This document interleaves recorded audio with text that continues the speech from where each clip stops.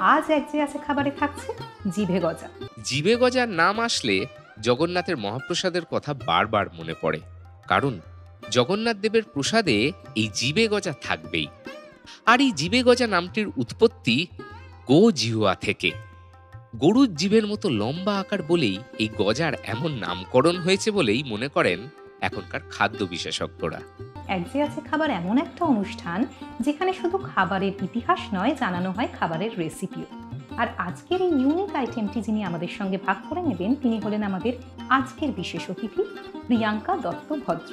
নমস্কার প্রিয়াঙ্কা দি। নমস্কার। এক যে আছে খাবারে তোমাকে জানাই স্বাগত। কেমন লাগছে এক যে আছে খাবারে এসে? আমার খুব ভালো লাগছে, এখানকার সব মানুষদের ব্যবহার, বিশেষ করে তোমাকে আমার ভীষণ ভালো লাগে। আর আমাকে যে ভালো লাগে এটা জেনে আমার তো আনন্দের কোনো কুলকিনারা নেই।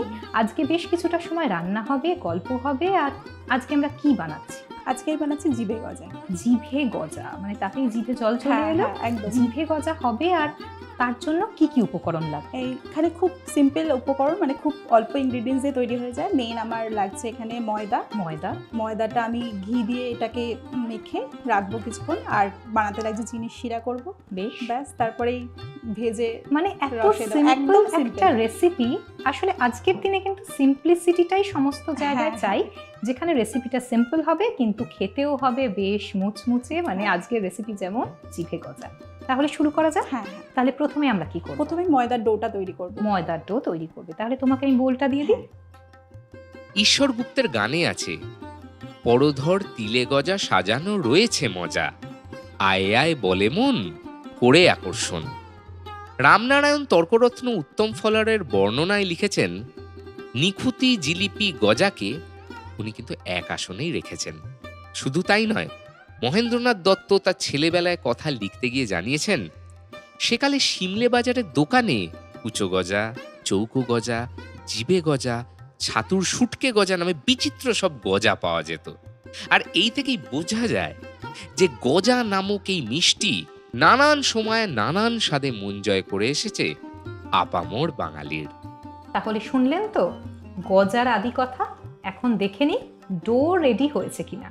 দিদি, ডো কি রেডি হয়েছে? ডো একদম রেডি হয়ে গেছে। এটা কিছুক্ষণ রেস্টে থাক, ততক্ষণ আমি চিনির শিরাটা বানিয়ে নিচ্ছি। তুমি এখন চিনির শিরাটা বানাবে। তাহলে কি করতে হবে এখন? চিনি শিরাটা বানাতে গেলে আমি চিনি দেবো, আর চিনি যতটা দেবো তার পরিমাণ জল দেবো। চিনির সমপরিমাণ জল দেবে। তাহলে ইন্ডাকশনটা অন করে নিই আমরা। অন হয়ে গেছে। আমি তোমাকে প্রথমে চিনি দিয়ে দিই নাকি? হ্যাঁ হ্যাঁ। চিনি